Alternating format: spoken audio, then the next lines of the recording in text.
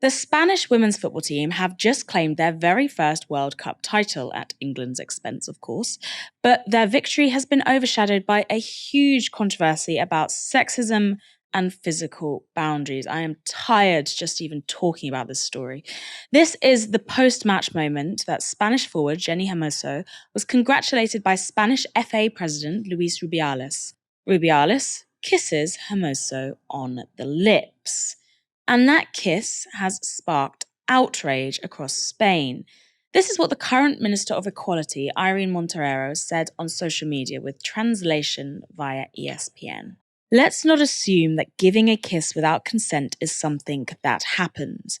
It's a form of sexual violence that women suffer on a daily basis, and until now invisible and that we cannot normalise. It is the task of the whole society. Consent in the centre. Only yes is yes.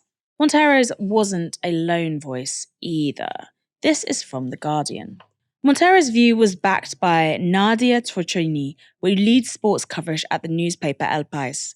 It is an intrusion, she wrote, an invasion of one's personal space, without consent and aggression. The socialist politician, Adrian Barbon, characterised it as an absolute lack of respect and an abuse that neither the moment nor the euphoria nor the joy justifies, while a spokesperson for the left-wing coalition Suma, Marta Ruiz, added her voice to the many on social media calling on Rubiales to resign. Now, Jenny Hermoso didn't seem too happy about the kiss at first. In an exchange on Instagram Live immediately following that incident, she initially said, quote, "I did not enjoy that." Hermoso appeared to indicate there was little she could do about it, adding, quote, "But what do I do? Look at me. Look at me." Yet after the controversy snowballed, Hermoso released a media statement via the Spanish Football Federation downplaying what happened with Rubiales. She said, "It was a totally spontaneous mutual gesture because of the immense joy that winning a World Cup brings. The president and I have a great relationship. His behaviour with all of us has been outstanding, and it was a natural gesture of affection and gratitude." Rubiales, unsurprisingly, has said similar. In an interview with Spanish radio broadcaster COPE, he dismissed criticism of his conduct, saying this: "It was a peck between two friends celebrating something. Let's ignore the idiots and stupid people. Let's ignore them and enjoy the good things. With everything I've been through, more nonsense. No, we won't pay attention. We'll enjoy the good things. There was no bad intention."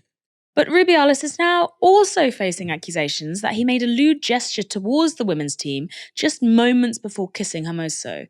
This is Rubiales celebrating next to the Spanish royal family. He has yet to address that second video. Ash, does this controversy go beyond Spanish women's football?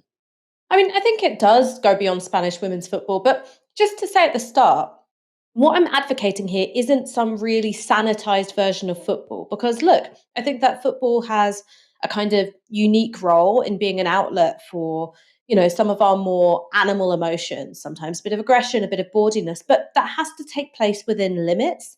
And those limits are: don't be racist, don't be transphobic, don't be ableist, don't be misogynistic, don't be homophobic, don't be violent. All right. Those are the limits in which those animal emotions need to operate.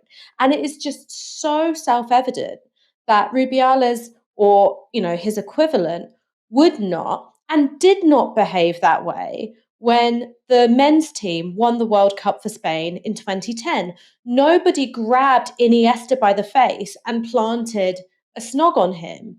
This isn't something that male footballers have to contend with from the president of their national football associations. We've never seen Prince William grab Harry Kane and, stick him in a headlock and go like this. There's a level of decorum and responsibility that comes with having that very public facing role where you are representing the institution of your nation's football team, not the team itself, but the institution, the body by which new players are identified, brought into the sport, the game is developed, and it's able to have this kind of, place in people's day-to-day cultural life. You, as, the president of the Spanish FA, have different kinds of responsibilities than another football fan might have. So, don't grab at your cock.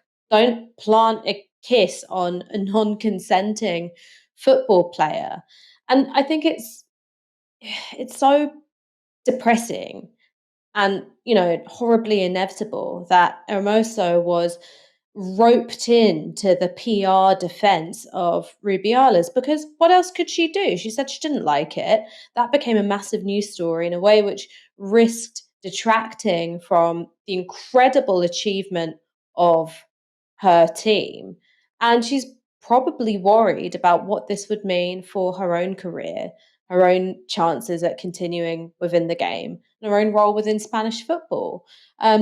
Nobody has ever claimed that football, whether that's UEFA, FIFA, or national football associations, are particularly uncorrupt organizations. And if I was her, I would probably be worried about, experiencing a backlash or some kind of professional repercussions as well. I mean, the non-apology from Rubiales, like, oh, it was stupid, but it was, it was mutual. There was no mutuality there whatsoever. But, to answer your question of is this is a problem which extends beyond Spanish football, I mean, I think it does. I think that English football in terms of the women's game has changed an awful lot in recent years. I mean, I think, the turning point of the Euros last year was a really big deal. And you are starting to see a bit less of the sexism and condescension and objectification. And by objectification, I'm not just talking about casual fans. I'm talking about objectification from, really prominent sports pundits that used to really afflict the game. It's not saying that it's all gone, but that has changed an awful lot. But that is still something which I think curtails women's participation in sports at the elite level because they're subject to all sorts of insinuations on the basis of their gender that men don't get.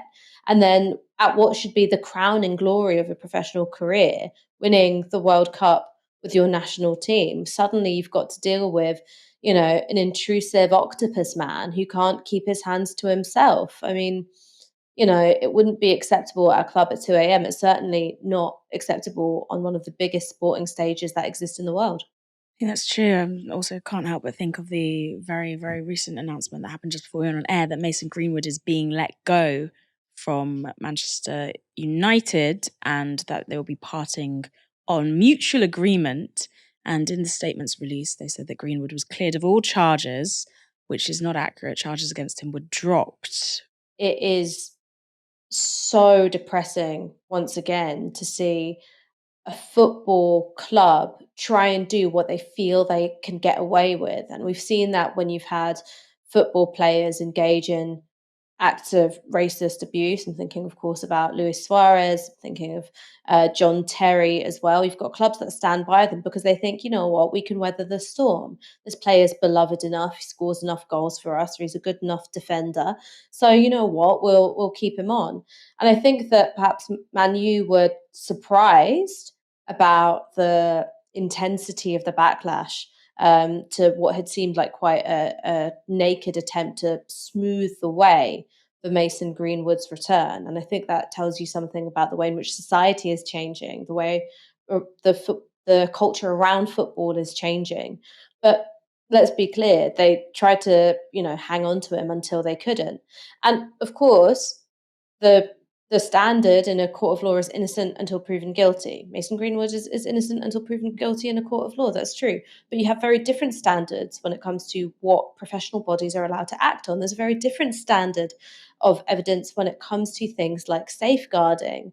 And so, some of the really horrible audio material that people may have come across when it was leaked onto the internet. That is something that can be taken into account, even if you don't end up with a successful conviction or charges proceed to the point of a prosecution. The club could act. They could have done so lawfully, and they didn't want to because they thought that Mason Greenwood was a bankable star, and they dropped him because they went, he's not a bankable star. It wasn't about the morality or the ethics of the situation at all.